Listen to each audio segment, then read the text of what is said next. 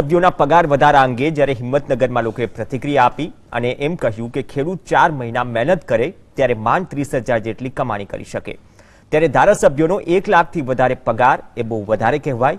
ધારાસભ્યોને એસી ચેમ્બરમાં રહીને આટલો બધો પગાર આપવો અયોગ્ય છે।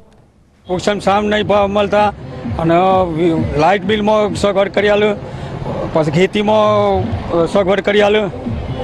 એના માટે અમે વિરોધ છે કે નેતાઓનો જે ધારાસભ્યોનો પગાર જે છે ને એ વધવો ના જોઈએ। આજે જ્યારે ભાજપ સરકારે ધારાસભ્યોના પગાર વધાર્યા ત્યારે કોંગ્રેસ પણ એમના સમર્થનમાં જોડાઈ ગઈ છે અને કોઈ આ મુદ્દે બોલતું નથી। આ જે પગાર વધારવામાં આવ્યો છે એ લોકોને પગાર વધારાની જરૂર જ નથી। હું તો કહું છું પગારની જ જરૂર નથી, એ સેવા માટે એમને ચૂંટવામાં આવ્યું છે। આ પગાર વધારો કર્યો એ આપણા જ પૈસા છે। સરકાર આમ તો ચૂંટણીના ટાઈમે ધારાસભ્યોને બધા કીધું કે અમે સેવા માટે જ છીએ, સેવા માટે જ છીએ। તો સેવા માટે હોય અને દરેક ધારાસભ્યને કરોડપતિ છે તો એને કોઈ પગારની કોઈ જરૂર નથી।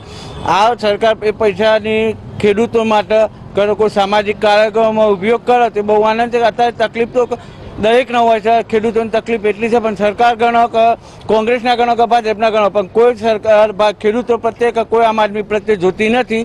અને અત્યારે બધા તાગડ ધંધા પગાર વધારીને તાગડ ધંધાઓ જ કરતા